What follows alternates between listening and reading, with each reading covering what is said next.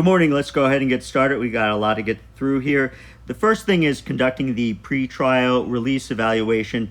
This is a critical part of the procedure more than anything else for purposes of presenting the pretrial screening to the judge for purposes of bail. The most important thing here is completing the pretrial evaluation screening form that you're going to be presenting to the judge. What you need to do in order to get that done is to be interviewing the arrested person. As far as that goes, you're going to want to know whether or not the victim wants a DANCO. That is to say, a domestic abuse no contact order. Moving on to procedure number 2. Now, procedure 2 is supervising defendant's unconditional release. The most important task is the first task, and that is implementing and enforcing the judge's decision. This is what it says it is, and that is that what the judge says is what we enforce. And those include things such as abstaining from drugs and alcohol, staying away from the victim, if that is one of those things, relinquishing weapons, if that's one of those things, showing up in court on particular dates, and there are sanctions in the event that those things are not done. Those include such things as additional visits, increased frequency of phone contact, and in extreme cases, an agent may request a warrant for violation of probation. Procedure 3 is straightforward enough. It is conducting the PSI. The most important task is the last task, and that is writing a recommendation for sentencing and the conditions of probation.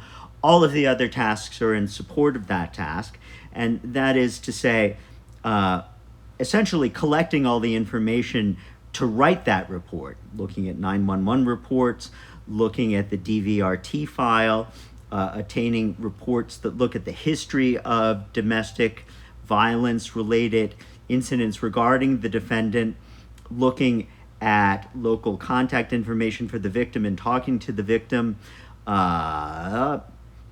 looking at all the other sources of information and writing the report, in essence. Procedure 4 is that part of the process where the probation officer engages with the victim and collects information from the victim for use in the PSI. And also, as part of that process, reaches out to the victim and informs the victim of resources available to her and informs the victim of the role of the probation officer, and that is task 2, and also informs the victim of the risks and dangers in the process, which of course is simply due diligence with regard to the role of a probation officer. And needless to say, a probation officer can expect that there will be a considerable degree of mistrust when it comes to the victim. Okay. Procedure 5 is supervising offenders while they're on probation. One of the most important tasks is being responsive to those situations where there is an increased risk for reoffense. Another important situation is where there is a probation violation, and we need to contact the victims to let them know that that has happened, because that obviously puts them at increased risk. So this is where the rubber meets the road as far as probation goes, because we are monitoring the offenders to see whether or not they are complying with the terms of probation and collecting information to see whether or not there's going to be any reason for revoking the terms of their probation, which brings us to procedure 6, processing probation violations and revocation of probation. The most important task in procedure 6, course, is investigating and proceeding on the violations of probation. The reason why that is because in these kinds of situations, if we have violations of probation and there is an issue of safety with regard to the victims, then we need to proceed on those so that we can ensure that the victims continue to be in a safe position.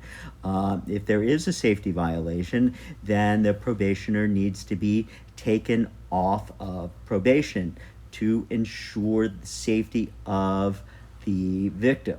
If the victim is no longer safe, then we need to stop the probation. Procedure 7, administering and supervising the Duluth Domestic Violence Unit's response to domestic violence related cases.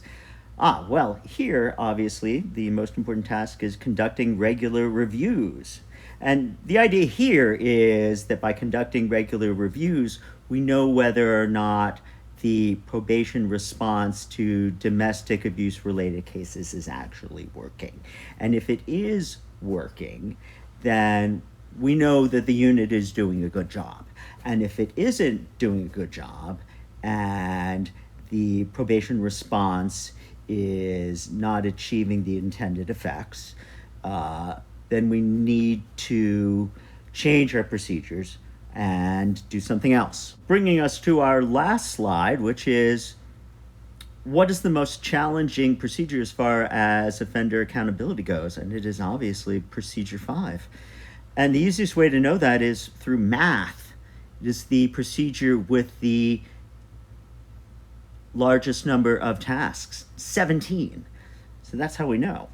But more importantly, it's because it's the procedure where probation officers are doing their real work. And that is to say that they are actually supervising probationers. They are making sure that the offender is indeed complying with the terms of probation. They are out there in the field doing field work, making sure that the probationer is being compliant. And if they're not, then they're going to be in the position to do revocations. And they're meeting with victims as well, making sure that the offender is not engaged in some sort of violative contact. So that is why it's the most challenging. And thank you so much.